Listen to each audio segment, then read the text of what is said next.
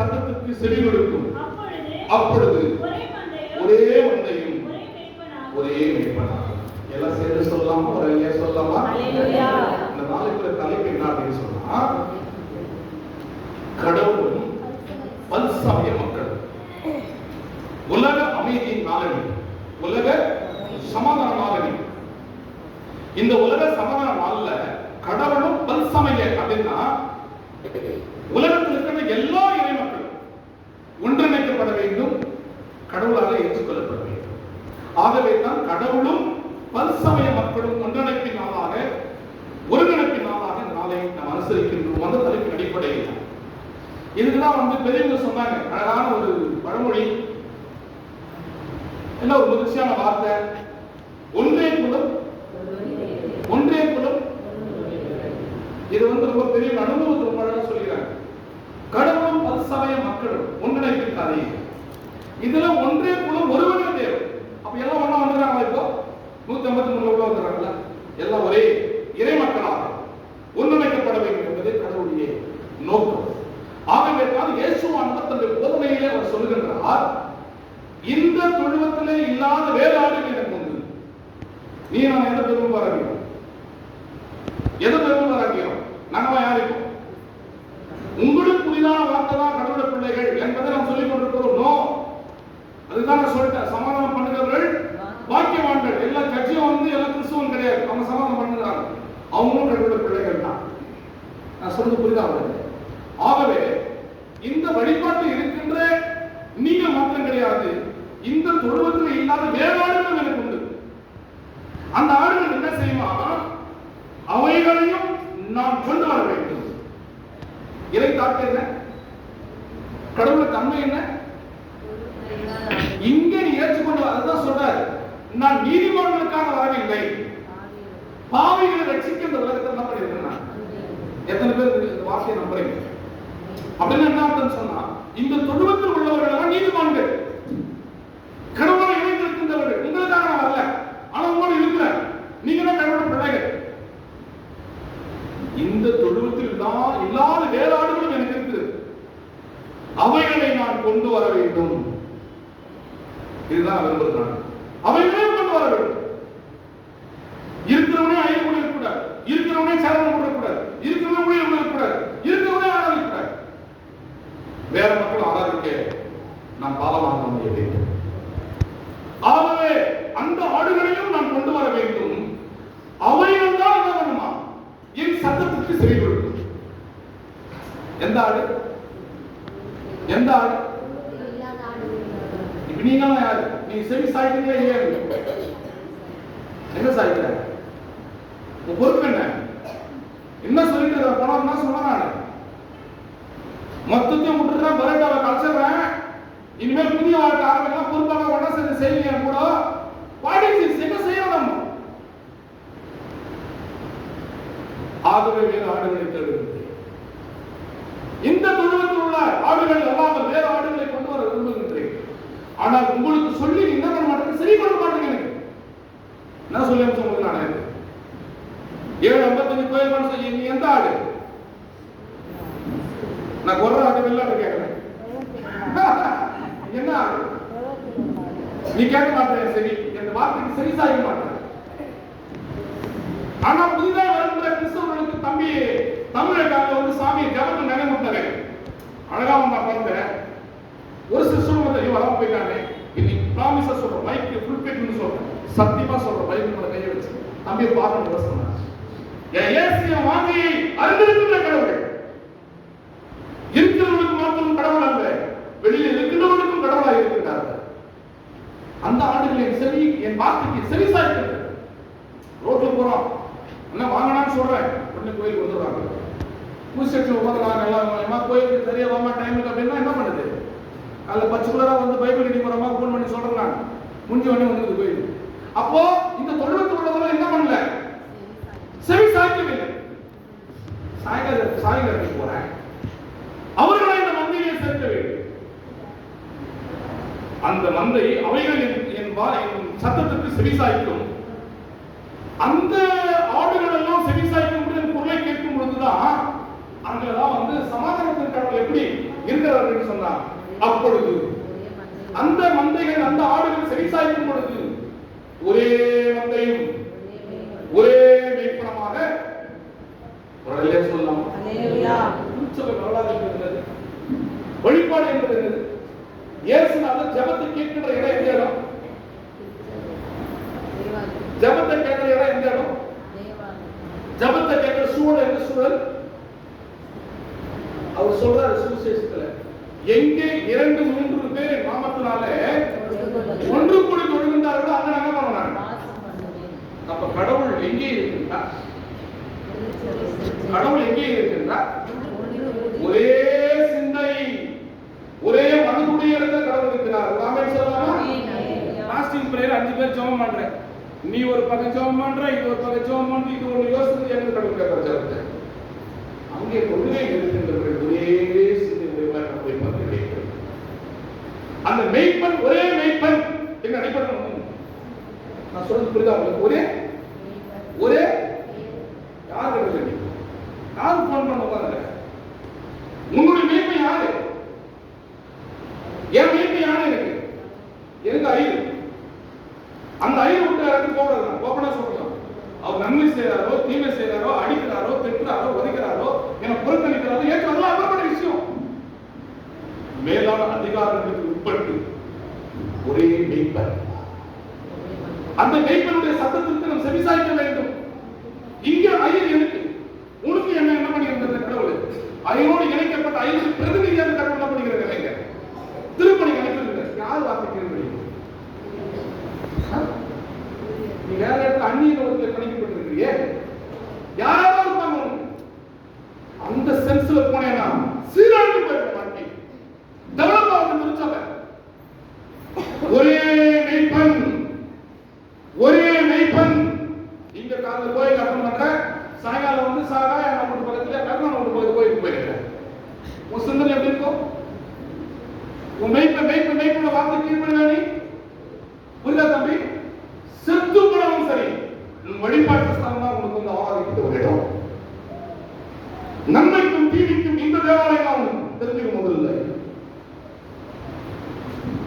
ஒரே மெய்ப்பனுடைய குரலுக்கு இணைந்து இருக்க வேண்டும். அந்நிய முகத்திலே வேறொரு சூழ்ச்சிக்கு உன்னை இணைத்திருக்கின்றார்.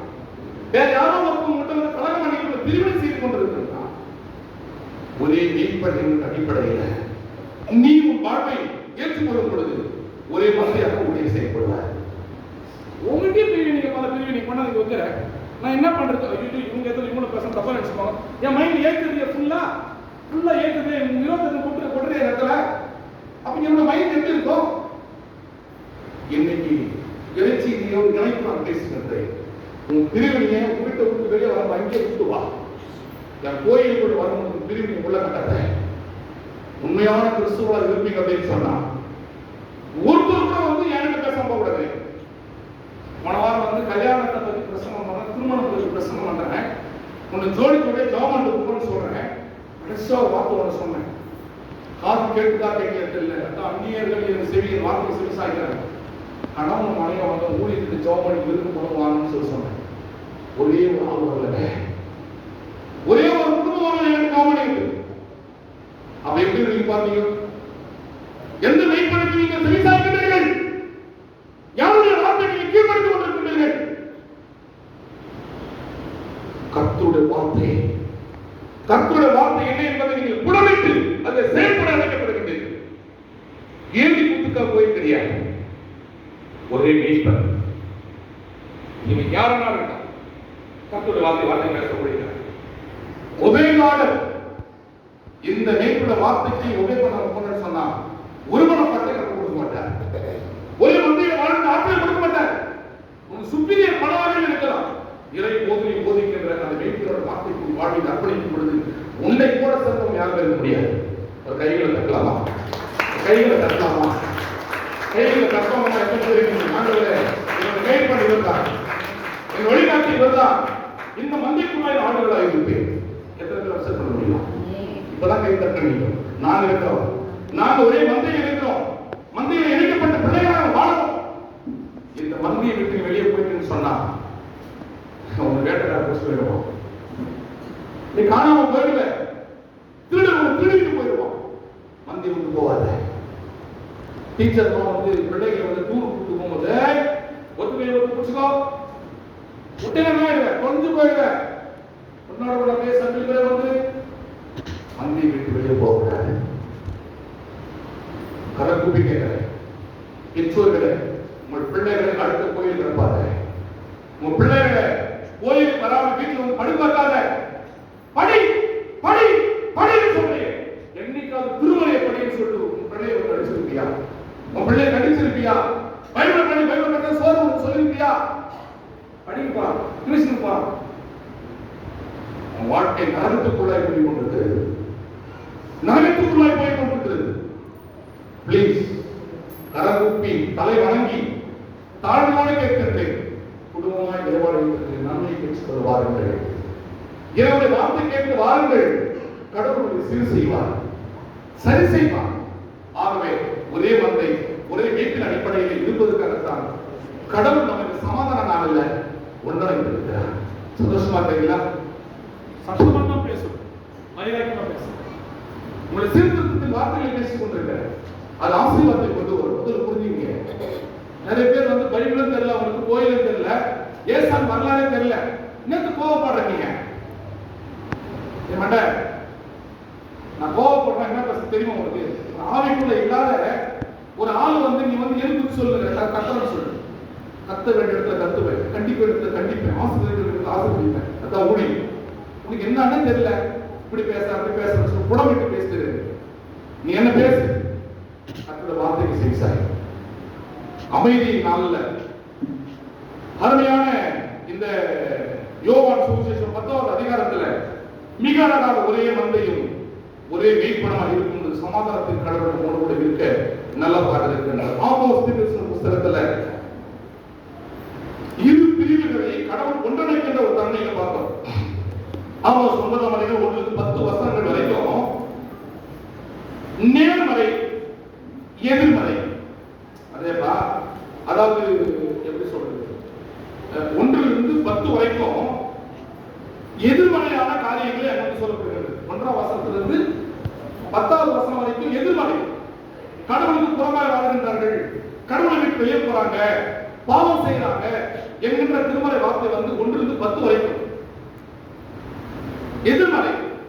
நேர்மறை என்ற வசனம் அப்படின்னு சொன்னா 11வது வசனம் 12ஆம் வசனம் இந்த நாளுக்கு திருமறை பாடத்துல அது வந்து நேர்மறையாக நமக்கு வந்து நேர்த்தை நடத்துகின்ற ஒரு பகுதியாக அமைகின்றது. அந்த வசனங்களிலே முதலாவது கடவுள் பிள்ளைகளாகி ஒன்னை எங்க வசனம் தெரியுமா? வாசிக்கலாம் 1வது வசனத்தை. ஆமோஸ் என்ற புத்தகம் 9ஆம் அதிகாரம் 1ஆம் வசனம். ஆண்டவரை பலிபீடத்தின் மேல் நிற்க கண்டேன். ஆண்டவரை பலிபீடத்தின் மேல் நிற்க கண்டேன். அவர் வாசல் நிலைகள் அசையும்படி போதியை அடித்து அவைகளை அவர்கள் எல்லாருடைய தலையின் மேலும் விழ உடைத்து போடு. அவர்களுக்கு பின்னாக வரும் மீதியானவர்களை நான் பட்டயத்தினால் கொன்று போடுவேன். இப்ப என்ன ஆகுது சொன்னா எல்லாம் கடவுள் பிள்ளைகள் சொல்லிக்கிறான். கடவுள் வந்து பலிபீடத்தில் இருக்கிறார். ஆமோஸ் சொல்றார், நீ வந்து நிற்க காணுகின்றாய், நான் நிற்கின்றேன். இங்க எல்லாரும் தலைமையில வந்து இது உடை அடி துன்புறுத்துன்றார். யார்? ஆமோஸ் சொல்லுகிறார்.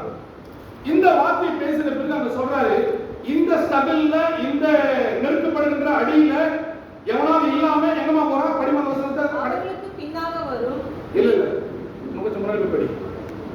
நீ வாசல் நிலைகள் அசையும்படி போதிகையை அடித்து அவைகளை அவர்கள் எல்லாருடைய தலையின் மேலும் விழ உடைத்து போடு. போதிகை அடித்து எல்லாருடைய தலையின் மேலும் அது விழும்படி செய். அவர்களுக்கு பின்னாக அப்படின்னா என்னன்னா கைவமன போச்சுக்கியே நீ என்ன பண்ண பக்கத்துல முடிஞ்ச உடனே நினைப்போம். மொத்த பேர் தலைமையில் அடின்னு அர்த்தம். பலிபீடத்தில் நிற்கின்ற கடவுளுடைய வார்த்தை எல்லாம் தலைமையில் அடி. இந்த அடியை வந்து வாங்கிட்டு அவன் என்ன பண்றான்? வாசிமா. அவர்கள் எல்லாருடைய தலையின் மேல் விழ உடைத்து போடு. அவர்களுக்கு பின்னாக வரும் மீதியானவர்களை நான் பட்டயத்தினால் கொன்று போடுவேன். என்னது? பட்டயத்தினால். இந்த உடைத்து போட்டு பின்னாடி வரவங்க வந்து என்ன பண்ணுவாரு? இந்த சகல இந்த காரியத்தை தாங்க முடியாதவர்களை பட்டயத்தினால என்ன பண்ணுவாங்க? கொன்று போடுவேன். யார் சொல்றது? சொல்லமா கடவுள் கொண்டு வந்து ஊழியர்கிட்ட சொல்றாரு, நீ அடா, நீ தலைமையில் அடி. அவங்க ஏற்கிறாரு. இது பின்னாடி அடி வாங்க, பின்னாடி வரவங்க வந்து குன்று போடும் பட்டயத்தோட கத்தியோட வெட்டுவான்றாரு. நீங்க பேசுற வார்த்தை எல்லாம் பண்ணல. உன்னால ஏற்றுக்கொள்ள ஏன் கத்தரா ஏன் கோரா இதெல்லாம் பேசிட்டு சத்தியம் தெரியல, ஒரு சொல்ல பைபிள் தெரியல. உங்களுக்கு என்ன தெரியும்? வெற்றிடத்தை வணங்கிக்கிறவங்க என்ன தெரியும்? செடியை வணங்கிறவங்க என்ன தெரியும்? பின்னாடி வரவர்களை நான் பட்டயத்தினால் கொன்று போடுவேன். கண்டிப்பாக அவர்களில் ஓடுகிறவன் ஒருவனும் தப்புவதும் இல்லை. இந்த கத்தி எடுத்து தூக்குவோம் நான். இந்த கத்தியை வந்து நீ ஓடும் பொழுது உன்னை ஒருத்தரும் என்ன பண்ண மாட்டானே, நீ தப்பிக்கவே முடியாது. நினைச்சுக்கிற ஓடி ஒழிஞ்சிக்கலாம், உன்னை என்ன பண்ண மாட்டாங்க. நீ எங்க பண்ண விட மாட்டாய். ஒருத்தரும் தப்பி இருப்பது கிடையாது. கண்டினியூ. அவர்களில் தப்புகிறவன் ஒருவனும் ரட்சிக்கப்படுவதும் இல்லை. ரட்சிக்கப்படுவதும் ஒருவன் தச்சுனப்பா கத்திக்கும் தச்சுனப்பா முதல்ல முடிஞ்சுக்கணும்னு சொல்றப்பாரு. நீ அப்படி மீறி தச்சு போயிட்டாங்களோ உனக்கு என்ன கிடையாது, ரட்சிக்கப்பட முடியாது. அதெல்லாம் அடிக்கடி வாங்கிட்டு என்ன அடிக்கடி கொடுத்தோம். சாமி மோசைக்கு என்ன கொடுத்தாரு? மோசையினுடைய கட்டளை கொடுத்தார். வேலை என்ன கொடுக்கிறாரு? செங்கோலை கொடுத்திருக்கிறார். செங்கோல் எதுக்கு? மேய்ப்பனுடைய கரங்களை வந்து கோலை கொடுப்பதற்கு காரணம் எதுக்கு தெரியுமா? எதுக்கு தெரியுமா? நீ அடங்காத போகும்போது அடிக்குது. பெருமை கையாளாதவன் நான் பகைக்காம இருக்கிறதுக்காக அவங்க அடிக்கிறது தெரிஞ்சுக்க பகை உங்களுக்குள்ள உண்டாகக்கூடாது. ஆகவே கோல் என்பது நம்ம வழிநடத்துகின்ற ஒரு நிகழ்வு. ஆகவே இந்த கான்செப்ட்ல வந்து கண்டினியூவா நம்ம படிச்சு வரும் பொழுது அங்கே மிக அழகாக சொல்கின்றார், எங்க போனாலும் நீ ஒளிஞ்சிட்டா கூட ரட்சிப்பை ஒன்றால் நம்ப முடியாது. நம்ம யாரு இப்படி போய் வந்து எல்லாம் யாரு வேலை இல்லையா ரட்சிக்கப்பட்டவர். நீ ஒருவேளை மீதியாய் போய் வெளியில போன ரட்சிப்பின் காலத்தை பெற்றுக்கொள்ள முடியாது. அதை தொடர்ந்து பலவிதமான நிகழ்வுகளை குறித்து இந்த இடத்துல நாம் படிக்கிறோம். அதுல 10வது வசனத்தை மாத்திரம் நான் படிச்சுட்டு அடுத்த நேர்மறைக்கு நான் போறேன். எதிர்மறை சொல்ற வார்த்தை இல்லை. கடவுள் எதிர்மறையாக மாத்திரம் மனிதனுக்கு செயல்படுற வார்த்தை 10வது வசனம். தீங்கு எங்களை அணுகுவதும் இல்லை. தீங்கு இப்போ பாரு, கிறிஸ்துவ மக்கள் பேர் கிறிஸ்துவின் பேர் வச்சு கிறிஸ்துவின் பேர் கிடையாதுன்னு சொல்லிட்டேன்.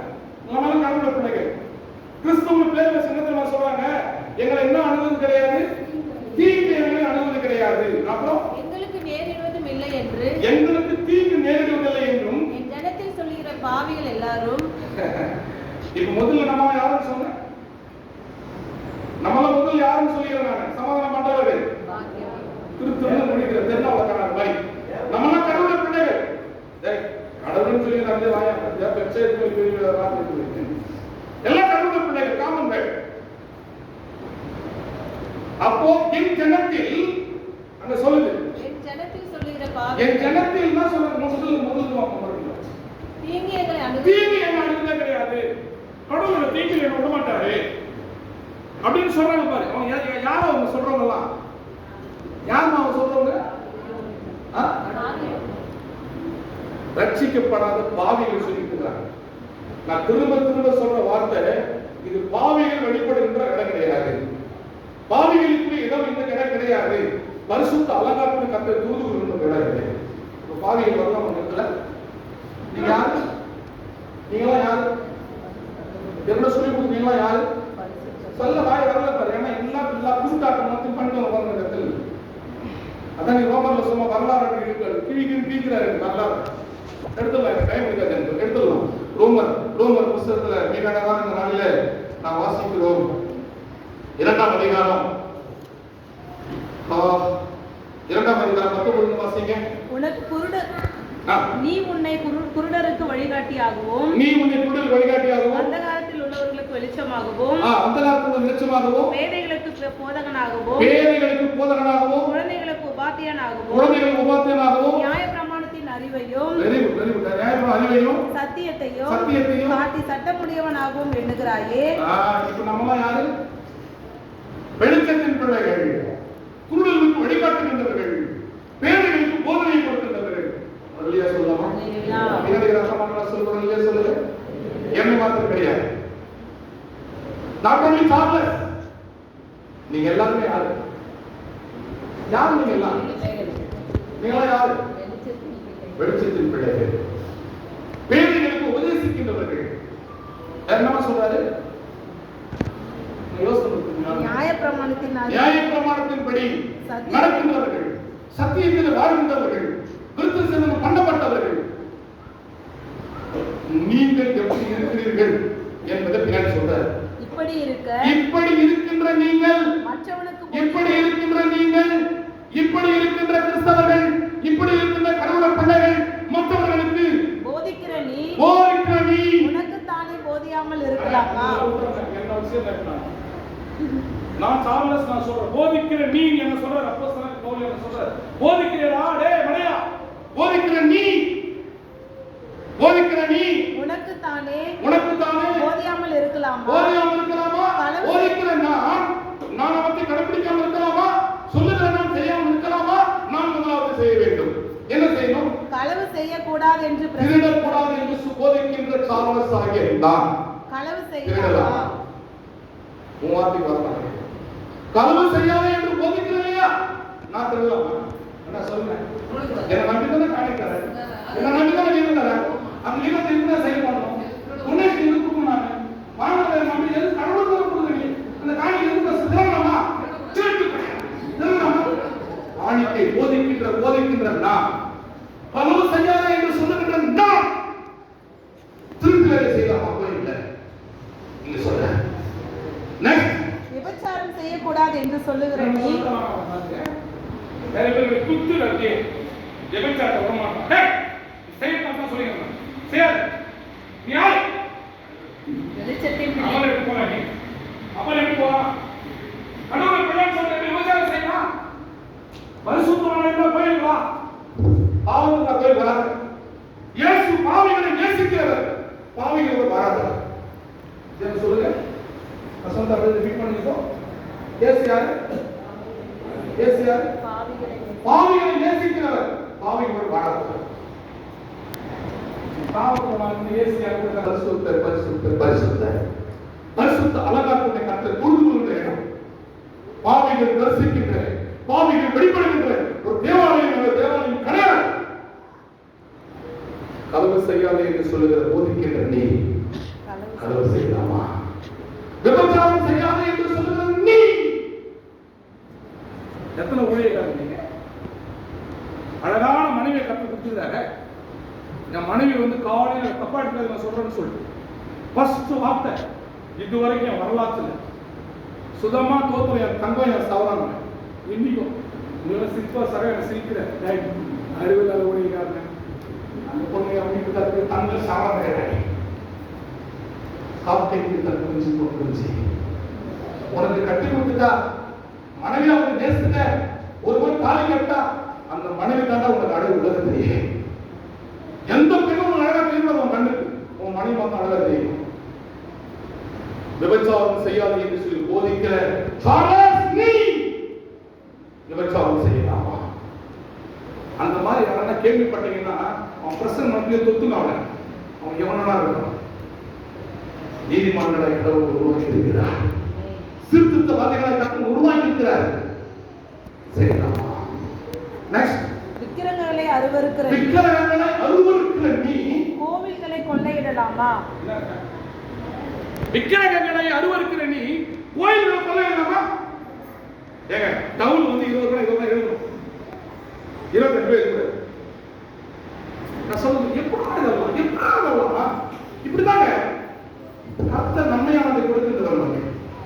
அந்த 5 ரூபாய் திறமையானா உங்களுக்கு 5000 செலவுக்கு ஆடம்படி வந்தது. கோயில்களை கொள்ளையிட்டுக் கொண்டிருக்கிறார்கள்.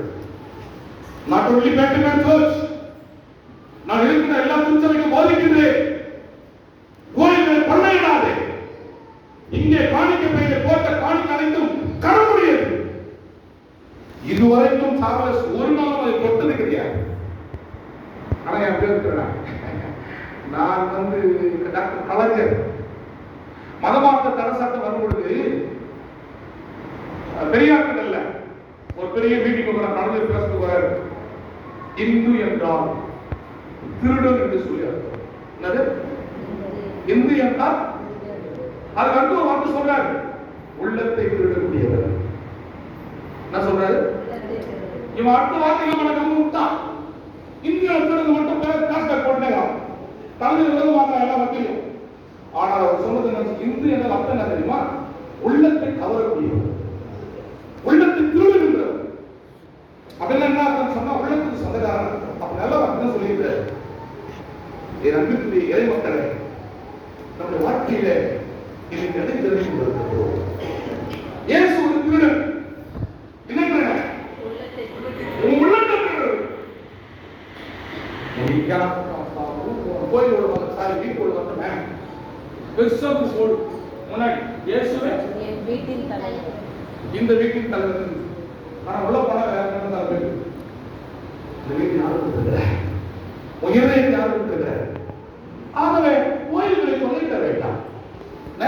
நியாய பிரமாணத்தை குறித்து மேன்மை பாராட்டுகிற நீ நியாய பிரமாணத்தை மீறி நடந்து நியாய பிரமாண சட்டத்துக்கு தான் எத்தனை பேர் ஐநூறு பொருளாதார செயலாளர் சட்டம்டா. எலெக்ஷன் வரட்டுமே, இப்போ வாங்கிட்டு நம்ம கவர் 500 ரூபாய் போட்டு நம்ம கவர் 1000 ரூபாய் போட்டு அண்ணாவது 200 ரூபாய் போடுறதுலாம் மொத்த சண்டை கூட்டம் வாங்கிக்கலாம். அந்த இடத்துல எனக்கு நீங்க சுப்பட போதுக்கான நான் போயிருக்கு கோயில் பண்ணலாமா? நீ வாங்கின அதுக்கேற்ற நீங்க என்ன செய்யக்கூடாது? வருத்தப்பட்டு வாரம் சுமக்கிறவர்களே, நீங்கள் எல்லாரும் சொல்றேன் மொத்த காணிக்கை போட சொல்றேன். ஏன் காணிக்கை திரியில் சந்திருக்க வேண்டாம். ஆகவே கோயில்களை கொள்ளையிட வேண்டாம். எழுதியிருக்கிறபடி தேவனுடைய நாமம், ஆமா, நியாயப்பிரமாணத்தின்படி எழுதியிருக்கிறபடி தேவனுடைய நாமம் புறஜாதிகளுக்குள்ளே உங்கள் மூலமாய் தூஷிக்கப்படுகிறது. என்ன ஆகுது? இதெல்லாம் செய்யறதுனால ஊழியக்கான சாதாரண என்ன ஆகுது? தூஷிக்கப்படுது. ஏன் சாமி யாரும் சொல்றாங்க?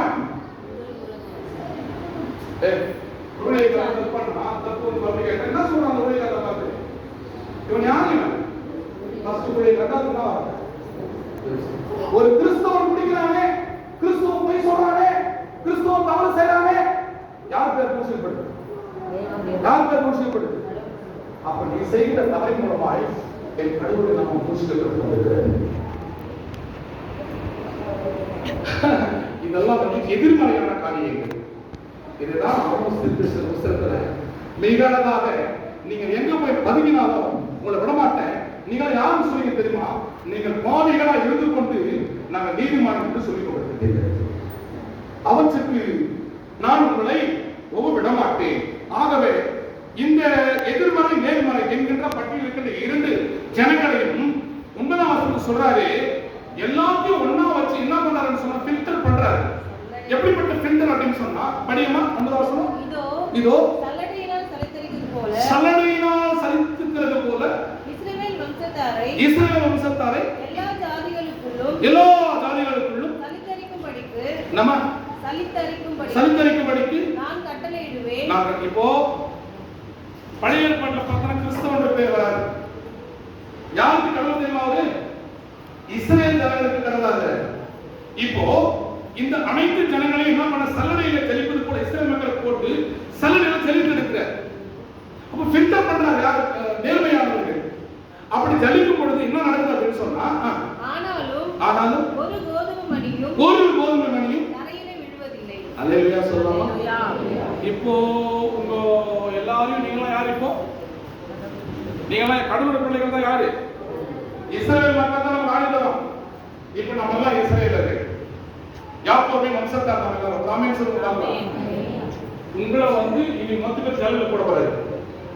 அந்த வசனம் முடிவில சொல்லுது, ஜல்லடை வந்து ஜலிப்பேன், ஆனாலும் ஒரு கோதுமை மணி என்ன பண்ணாரு? அப்படின்னு என்ன அர்த்தம்?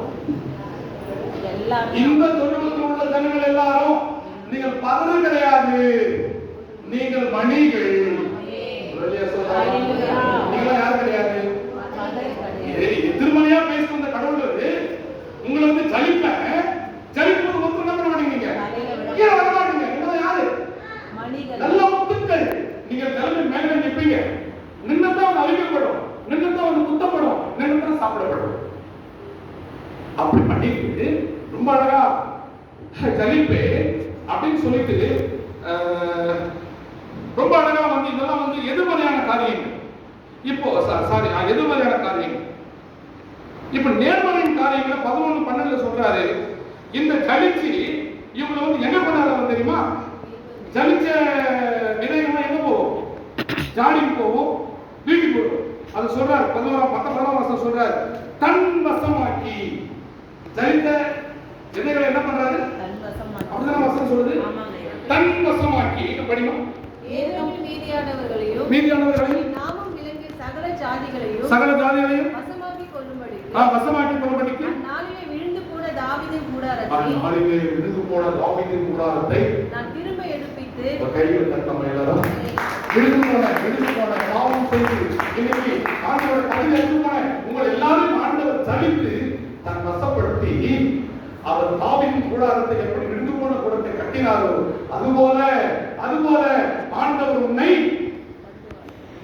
வசந்தபடி அதன் திறப்புகளை அடைத்து பழுதாய் போன இதை சீர்படுத்தி முன்னாடி போமா இழந்து போனதை தாவீதின் கூடாரத்தை நான் திரும்ப எடுப்பித்து அதன் திறப்புகளை அடைத்து அதில் பழுதாய் போனவைகளை எல்லாம் சீர்படுத்தி பூர்வ நாட்களில் இருந்தது போல அதை ஸ்தாபிப்பேன். ஹல்லேலூயா. நம்ம என்ன பண்றது? கடவுள் நம்ம ஜலிச்சு நல்ல மணிகளாக ஆண்டவர் தன் வசப்படுத்தி பாழாய் போன தாவீதின் கூடாரத்தை கட்டுவது போல உங்களை நான் சீர்படுத்தினேன். இப்ப அப்பா என்ன ஏசப்பா என்ன சீர்படுத்திருக்கா? உபதேசம் எதற்காக? சீர்படுத்திருக்காங்க.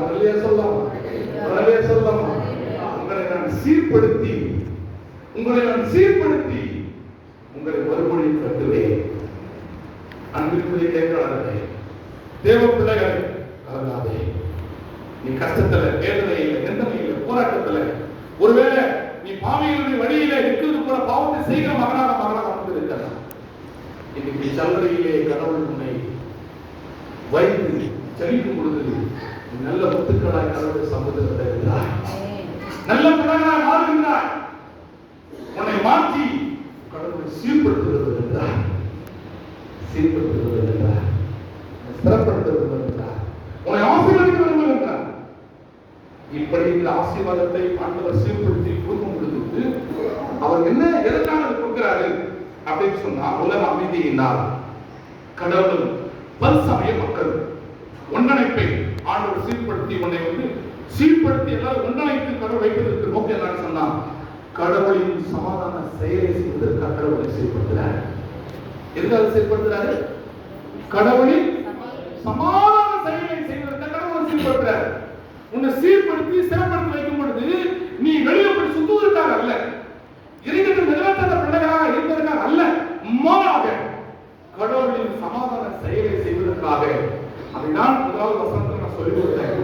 சமாதானம் பண்ணுகிறவர்கள் பாக்கியவான்கள், அவர்கள் ஒரு பிள்ளைகளாக இருக்கின்றார்கள். கடவுள் செயலை சமாதான செயலை செய்வதற்காக கடவுளை ஏற்படுத்துகின்றார். எவ்வகையில் என்று சொல்லி பார்க்கும் பொழுது எபேசியர் புஸ்தகத்துல 2வது அதிகாரத்துல 11 இருந்து 22 வசனம் வரைக்கும் வாசிக்கும் பொழுது உனக்கு இந்த சமாதான செயலை கடவுள் எப்படி கொடுக்கிறாரு? இன்னைக்கு உலக சமாதான நாள் என்று சொன்னேன். இரு தரத்தாரை ஒரு தரத்தாராய் இணைக்கும் ஒரு செயலை கடவுள் ஏற்படுத்துகிறார். எபேசியர் 2வது அதிகாரம் 13வது வசனத்தை எடுத்து வாசிக்கலாம். உங்கள் ரட்சிப்பின் சுவிசேஷமாகிய நீங்களோ உங்கள் ரட்சிப்பின் சுவிசேஷமாகிய சத்திய வசனத்தை கேட்டு விசுவாசிகளான போது வாக்குத்தத்தம் பண்ணப்பட்ட பரிசுத்த ஆவியினால் அவருக்குள் முத்திரை போடப்பட்டீர்கள். எபேசியர் 2:13 ஆகையால்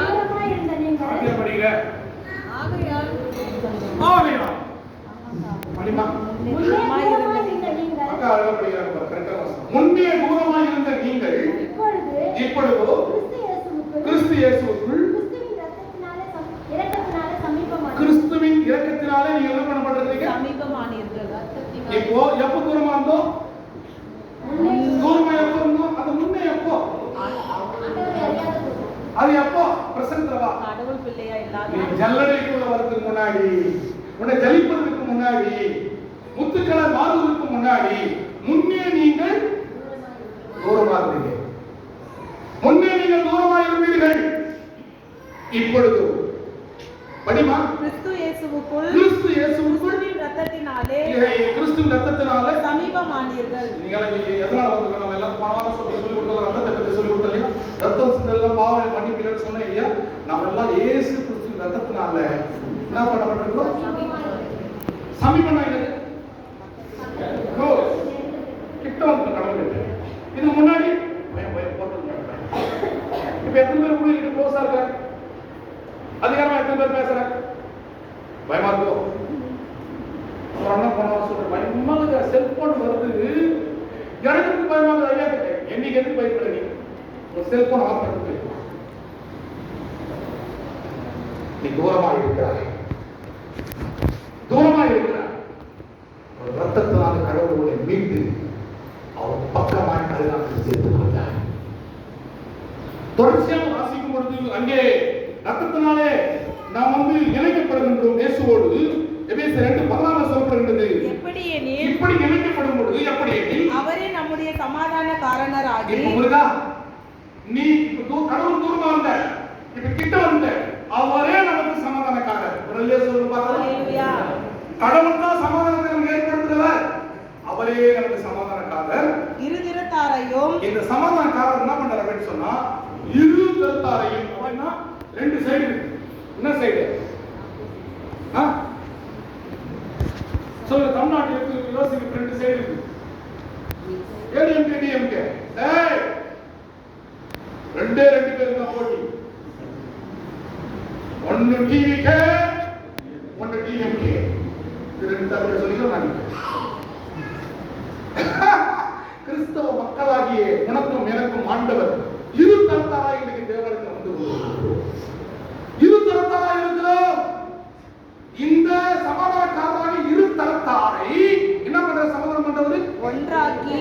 என்ன பண்றது? ஒன்றாக்கி. இயேசுவின் வேலை என்ன வேலை? ஒன்றாக்கி. இயேசுவின் வேலை என்ன வேலை? ஊழியக்கார வேலை என்ன வேலை? நீ கூப்பிடுறீங்க, நல்லா கவனிச்சுங்க. கூப்பிடுற ஊழியக்கார அவங்க எப்படின்னா போட்டு வந்துடுறீங்க. அவங்க எப்படின்னா போட்டு நான் வர இடத்துல எல்லாரும் ஒன்றுங்க வந்துருக்காங்க. எவ்வளவு சுயநலம் பாருங்க, எவ்வளவு சுயநலம், எவ்வளவு சுயநலம். ஏங்க அவன் வரல கோயிலுக்கு, அவன் வந்தா கோயிலுக்கு அவன் எவ்வளோ போட்டுக்கணும், அவன் எவ்வளோ போயிடணும். ஆனால் பாடி இரு தரத்தாரையும் ஒன்றிணைக்கின்ற கடவுள். ஊழியர்கள் வேலை என்ன? என்ன யோசிக்கிறியா? அவங்க எப்படின்னா போட்டியா, நான் செய்யறேன், எனக்கு உட்காரத்து பேசுறேன், இவங்க சொல்லுவாங்க வேலை செய்ய மாட்டாங்க, வரமாட்டாங்க. ஐயா நான் செய்யறேன், அவங்க கேட்டாங்கன்னு வச்சுக்கோ ஊழியர் சொன்னாங்க, நீ சொல்லு, நீ செய்யல, நீ ஏற்க மாட்டியா? என்னம்மா உனக்கு போகல சத்துதான் வாழ்க்கை வந்திருக்கும். பிரசனான வாழ்க்கை நம்மள வந்து முதலே சமாதானக்காரனாக இயேசு இரு தரத்த ரெண்டு பிரிவா இருக்கு. ரைட்டா? கோயில உடைக்கலாமா? இதுக்குதான் சாப்பிட செய்ய போறோம்னு சொல்லணும். ஏன்னா ஒரே மந்தியில மேய்க்கணும். ராமன் சொல்லுங்க, நீ மீன் வாங்கி தரதுனால, கறி வாங்க தரதுனால, கறி கொடுத்ததுனால, நீ காணி கொடுத்ததுனால உனக்கு எல்லாம் ஆயிட்டாங்க. நான் எல்லாரும் ஒன்றிணைக்கின்ற ஒரு தென்னிந்த திருச்சபைக்கு ஊழியர்களை பார்த்து சொத்துக்கள் போய் நாம் மிக விரைவில் தேவையை சந்திக்க போகின்றேன். தென்னிந்த திருச்சபை சீர்திருத்தத்தை குறித்து பேச போகின்றேன். 1350 ஊழியக்காரர்கள் இருக்கின்ற சபை ஊழியர்கள் எடுத்துக்காட்டாக கற்பனை வச்சிருக்கிறார்.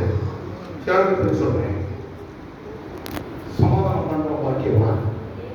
பிரிக்காத பிரிக்காத இரு தரத்தாரையும் ஒன்றாக்கி பகையாக நின்ற பிரிவினையாகி நடுச்சுவரை தகர்த்து. உனக்கும் அவங்களுக்கு என்ன நடுசுவர் யோசிக்கிறாங்க. பாருங்க, சப்போர்ட் பண்ணாம தப்பாரு, சப்போர்ட் பண்ணாம தப்பாரு. எங்க தானே அழுவோம், நீங்க அவருக்கு பழுவு நம்ம சேர்க்கணும். உன்னை என்கிட்ட சேர்க்கணும் வரல, இல்லைன்னா ஒவ்வொரு காலம் மட்டும் உனக்கு சார்பாக்கிப்பேன்.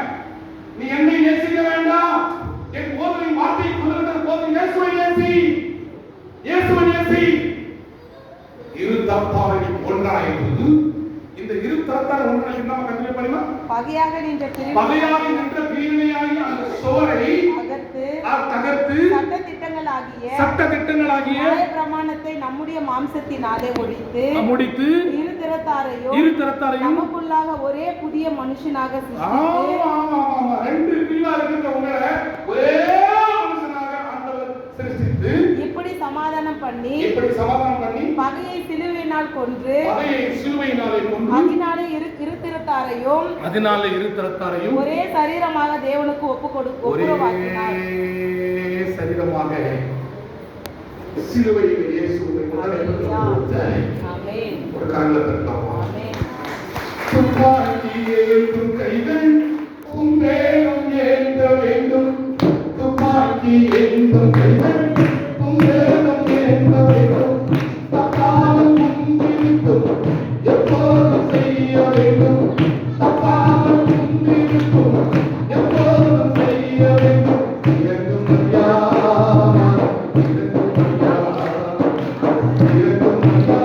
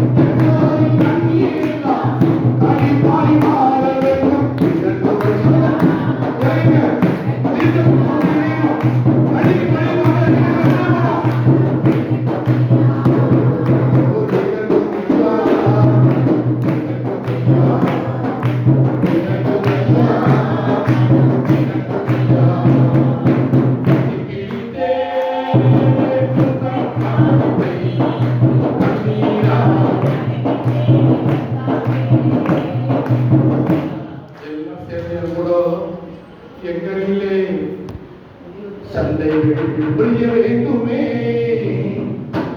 நாங்கள் எல்லாம் இயேசுவுக்காய் வாழ வேண்டுமே. சொல்லுங்கள் ஒரே குரலாக எல்லாம் சேர்ந்து சொல்லலாமா? எங்களிலே சண்டைகள் புரிய வேண்டுமே. நாங்கள் எல்லாம்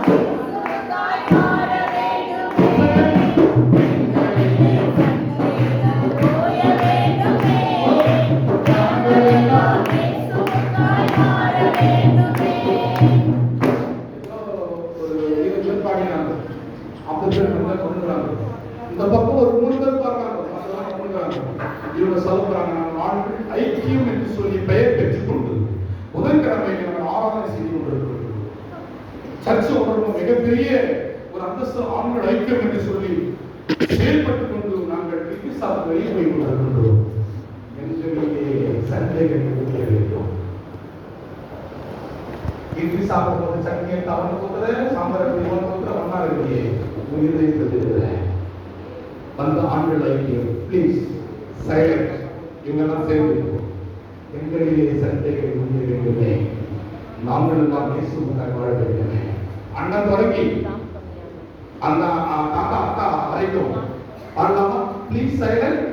எங்களிலே யுத்தங்கள் போய வேண்டுமே. நாங்கள் எல்லாம் இயேசுவுக்காய் எங்களிலே ஒழிய வேண்டுமே. நாங்கள் எல்லாம்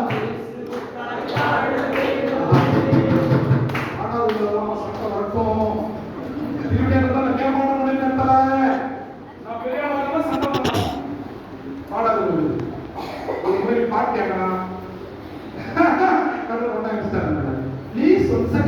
எங்களிலே சண்டைகள் ஒழிய வேண்டுமே, நாங்கள் எல்லாம் இயேசுவுக்காய் வாழ. எங்களிலே நாங்கள் எல்லாம் பாடும்போது முதல்ல பார்க்கலாம். ஒரு நல்ல புத்தி இல்லை சண்டை வந்து அது பாடுறாங்க. அது மறைவு போகும்போது நான் வந்து சமாதானம். இப்ப நீங்க எல்லாம் சேர்ந்து அவன் மனசுல இருக்கிற பாடத்தெல்லாம் எடுத்து சொல்ற வகையில சத்தமா எல்லாம் பாடலாமா? ஒரு ஈஸியா பாடலானே. எங்களிலே சண்டைகள் முடிய வேண்டும், நாங்கள் எல்லாம் இயேசு மாறணும் ஆசை. ஒரு 1 2 3 4 எங்களிலே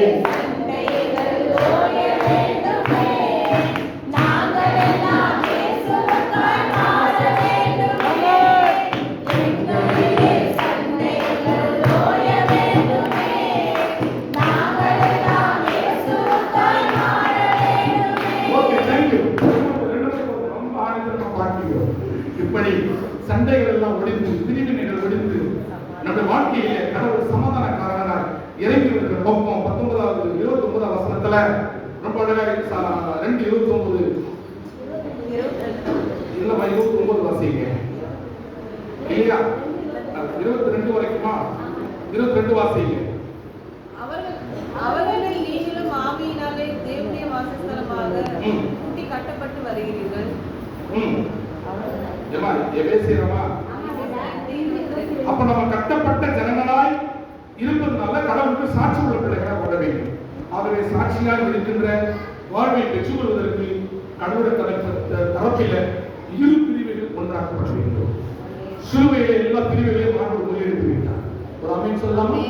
சிலுவையில இயேசு எல்லாத்தையும் இன்னும் பதம் வைக்கலாமா?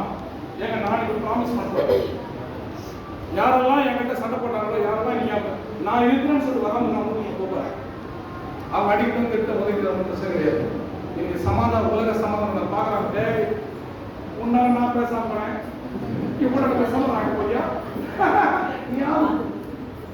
ப்ளீஸ்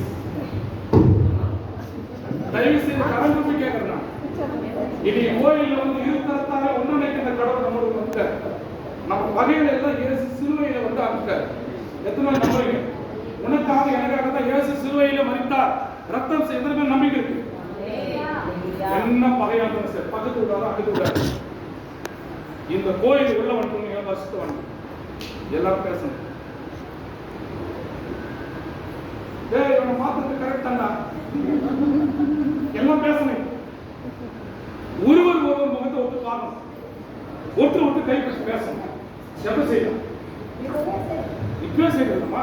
கோயில் செய்யலாமா? எல்லாம் ஒன்னா இல்லமா? எல்லாம் ஒன்னா இல்லாமா? ஒன்னா ஆயிட்டு யாரும் கோயில் கூப்பிட நாங்க இனிமேல் இரு தரத்தா கிடையாது. நாங்க யாரு இல்லையாமா? என்னம்மா இந்த பேர் என்ன சொல்லுமா? கடவுள் பள்ளியானா கிறிஸ்தவன் பேர் பற்றி கோயில். அடுத்த வாரம் ஜோதியில இப்படி ஒருவனை பாட்டு அவங்களோட இருந்தா கால சொல்லி இல்லைன்னா இப்போ சங்கத்தோட இப்போ எல்லாம் காணிக்கை பாடல் பாடப்படுவோம். நம்ம முழுமையாக அர்ப்பணித்து போறோம். அதுக்கு முன்பதாக இறை செய்தி முடிக்கின்றேன். சங்கீதம் 66:1 சொல்லப்படுகின்றது, எல்லாரையும் ஆண்டு இருதரத்தாரை ஒன்றிணைக்கின்ற கடவுள் நம்மளை கோயிலுக்கு எப்படி அழைக்கிறார் அப்படின்னு சொன்னா 66:1 பூமியின் குடிகளே, பூமியின் குடிகளே, எல்லாரும் தேவனுக்கு முன்பாக. நீங்க யாரு? நம்ம யாரு? பூமியின் குடிகளே, நீங்க எல்லாரும் தேவனுக்கு முன்பதாக கம்பீரமாய் பாடுங்கள். ஹalleluya, ஹalleluya, ஹalleluya. இரு தரத்தார் ஒரு தரத்தாய் மாறிட்ட உடனேயே நம்ம எல்லாரும் கடவுள்கிட்ட வந்து எல்லாம் கேட்கிறோம். ஜெபம் பண்றது வந்து ஒரு முறை ஜெபம் பண்றோம் அப்படின்னு சொன்னா அது ஒரு முறை தான். நீ ஒரு பாடலை பாடுகிறாய் என்று சொன்னா 5 ஜெபத்துக்கு சமம் தெரிஞ்சுக்கிறது. நான் சொல்லுறேன், ஒரு முறை ஜெபம் பண்ணா ஒரு வாரம் தான் கடவுள்கிட்ட பண்ற. நீ ஒரு பாடலை பாடிட்டு 5 வேலை ஜெபிப்பதற்கு அடையாளம். இப்ப பூமியின் குடிகளே, நீ எல்லாரும் கடவுள் முன்பதாக எம்பிரத்து இந்த பாட்டு எப்படி பாடுறீங்கன்னு சொன்னா தந்தே என்னை இயேசுவே. எதுக்கு எதுக்கு தந்த? எதுக்கு தந்த? முந்தி உடனே பைபிளுக்கு போறதுக்கு எல்லாம் சமாதானத்துக்கு தர வேண்டும். சமாதானத்துக்கு தர வேண்டும். உங்களை இந்த பாட்டை காணிக்க பாட்ட பாடுறாங்க. சொல்லலாமா?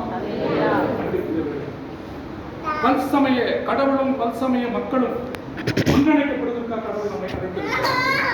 கடவுள் அழைத்திருக்கிறார். இரு தரத்தார் இன்னைக்கு கிடையாது.